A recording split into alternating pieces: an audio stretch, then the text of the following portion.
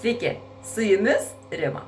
Ir šiandien noriu pakalbėti apie vieną tokią iškilusią mano klientams problemą, nes jau kelintą sulaukiu kliento tiesiog ką daryti, riebaluojasi plaukai.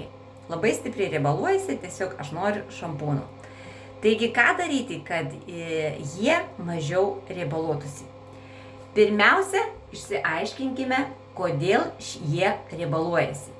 Tai gali įtakoti kažkokia tai odos liga arba tam tikrų maistinių medžiagų trūkumas. Tai gali įtakoti, pavyzdžiui, aš paklausiu, kokia yra hormoninė sistema pas žmogų, ar jisai geria daug vandens, ar jisai valgo, sakykime, omegas riebiųjų rūgščių, ar jisai valgo žuvį, kad gautų tam pakankamai.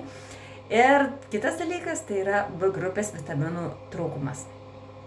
Tai išsprendus šią bėdą, tiesiog gali tas riebių plaukų sindromas, ta problema dingti.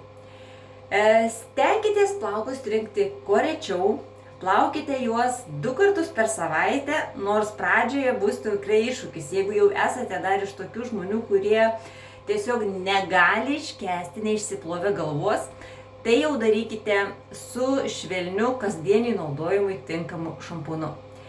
Geriausia, jeigu pasirinksite šampūną, kuris būtų skirtas besiriebaluojantiems plaukams ir sausai galvos odai. Taip jūs pasirūpinsite gražia plaukų išvaizda, pamaitinsite galvos odą. Jeigu plaunate plaukus kasdien, tai pasistengkite, kad galvos oda būtų plaunama rečiau. Ką to noriu pasakyti? Tai reiškia, kad netrinti pačių plaukų, sakykime, šaknuonę, bet plauti tik tai, sakykime, plaukus. Dažnai naudojamas yra ir kondicionierius. Tai yra labai svarbus ir svarbi tokia priemonė, bet labai svarbu nepadauginti jo. Ir netepti ant plaukų, prie plaukų šaknų to kondicionierius. Tepti tik tais per pusę, sakykime, plaukų, per pusę plauko ilgio. Tai pasistengkite kiek įmanoma rečiau šukuoti plaukus arba neliesti, taip. Nes tai aišku yra lyg ir masažas, bet tai suaktyvina stimuliuoja riebalinių liaukų darbą ir taip plaukai riebaluojasi. Tai šiandien aš noriu pakalbėti apie kokį šampūną aš rekomenduoju savo klientams, kurie turi riebią galvos odą.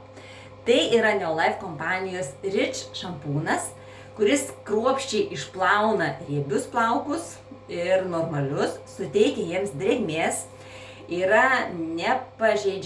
nepažeidžia to natūralaus odos balanso, yra švelnus odai, plaukams, nedirgina ir nesukelia nepageidaujamų tokių pojūčių kaip sausumas, lūžinėjimas, pleiskanojimas, nes aš šitą problemą turėjau ir šampūnų tikrai begalės išmėginau ir netgi nusipirku ir aš panaudoju vieną kitą kartą ir mano plaukai tiesiog arba galvos oda pradėdavo pleiskanuoti, perštėti ir tiesiog aš šampūnus turėdavau padėti ir ieškoti vėl kitų. Tai šitie šampūnai Neolife kompanijos jau yra 13 metų mano namuose ir mano plaukai tiesiog jiems yra už tai dėkingi. Tai tai pleiskanojimas toksai dingsta, kai mes turime neagresyvių savo galvai odą. Jis yra lengvai išskalaujamas, todėl neapsunkina mūsų plaukų plovimo. Jie tampa purus ir lengva juos yra formuoti. Plaukams suteikia tokio gyvybingumo, lankstumo. Kaip sakau, aš matau, kad tavo plaukai atrodo sveiki.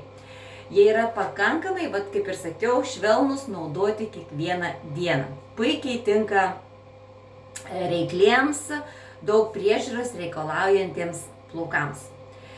Yra toksai labai gaivaus tokia neįkyraus kvapo ir jisai svarbiausiai tinka visai šeimai.